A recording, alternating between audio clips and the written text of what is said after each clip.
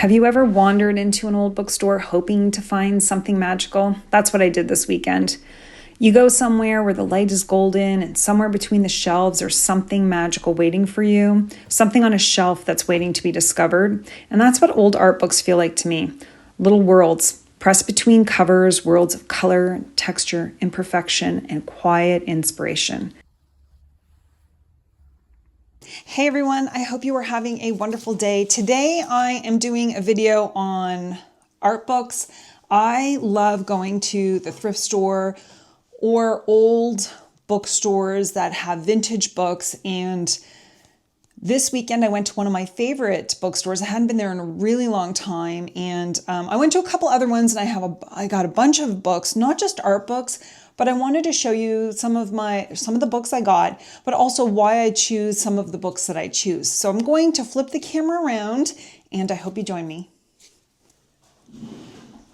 When I go to the thrift store, I usually pick out different types of books, not just art books. So for example, I choose books that have a whole variety of artists, as well as maybe just one artist like Michelangelo, and we're going to look at these books. I also choose coffee table books, and I'll tell you why, and local artists, just because I find those, local artists are kind of almost,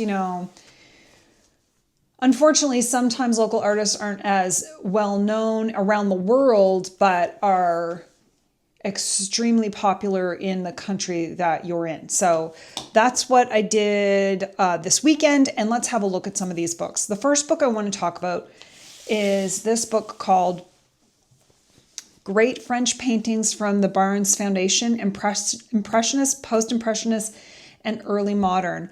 I found this book in the thrift store last year, but I had to throw it out. I learned a very valuable lesson last year, and that was check the seams of the books, smell the book. Like seriously, I smell it right in the store. I don't even care.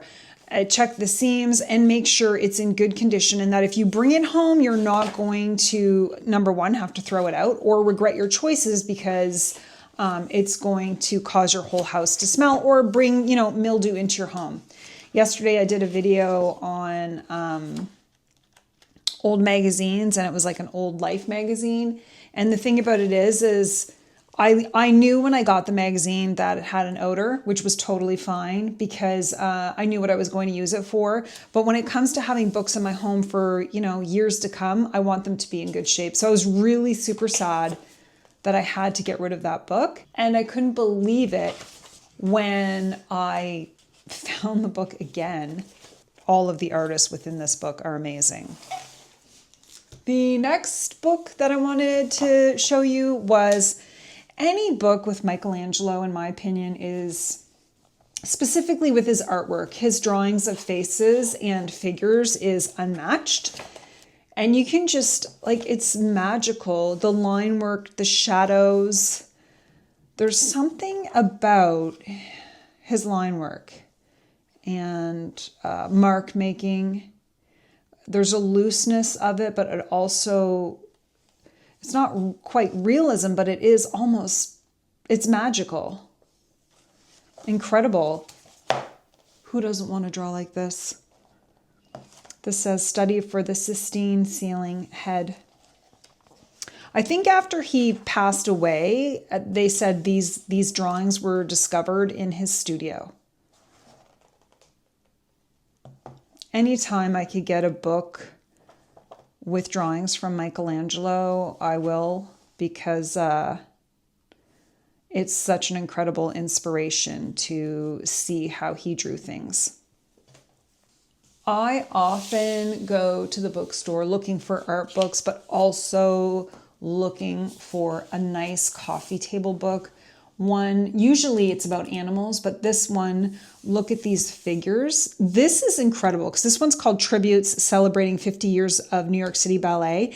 This book is incredible simply because when I opened it up, it wasn't just, so it's not just photos of ballet, which look at these photos, okay? These photos can teach you so much about color choices, color palette, negative light, composition, and just also figure studying. But here's the thing. Once I opened this book, I discovered artwork and poems.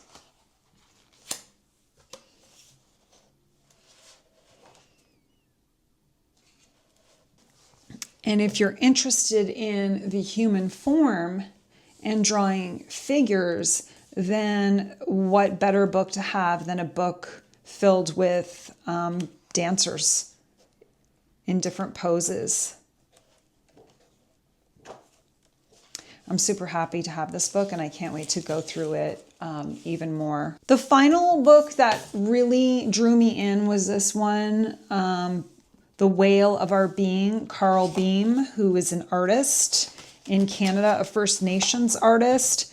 And his artwork told stories, right? Told his story and the history of First Nations people. His artwork, it's almost like there's so much texture in his artwork. And obviously it tells a story and there's meaning in all of it.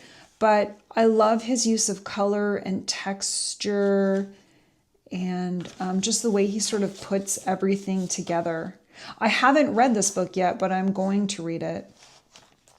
And maybe in the description, I'll include a little bit about the artists. But look at the color choices, look at the imagery and the drips, and just, this one is called Big Things. It's mixed media on paper.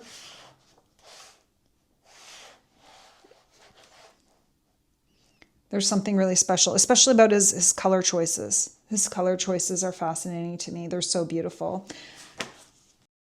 To me, old art books feel like little portals into maybe a different time and a different generation. If I open a book, an art book, I basically am stepping into someone else's way of seeing the world, and maybe even a glimpse of their inner world, because our art is basically a reflection, to me, of ourselves and who we are. So I'm looking at unusual color choices, compositions that don't try to impress, different types of line work and brush strokes, and I just feel inspired. It reminds me basically, especially when you're looking at so many different artworks, that art doesn't have to be polished to be powerful. I find artists that I've never heard of, forgotten palettes I wouldn't normally choose, photographs that teach me about a different time and a different world. So for a while, when I'm diving into these art books or going into art bookstores, I'm not comparing. I'm just looking, pondering, reflecting, and finding inspiration in the pages of a book. In pages of a book that's probably been sitting around for, 20, 30, 40, even 50 years. And hopefully I'll find books that are over 100 years old. Thanks so much for watching, everyone. I hope you have a wonderful day and happy creating.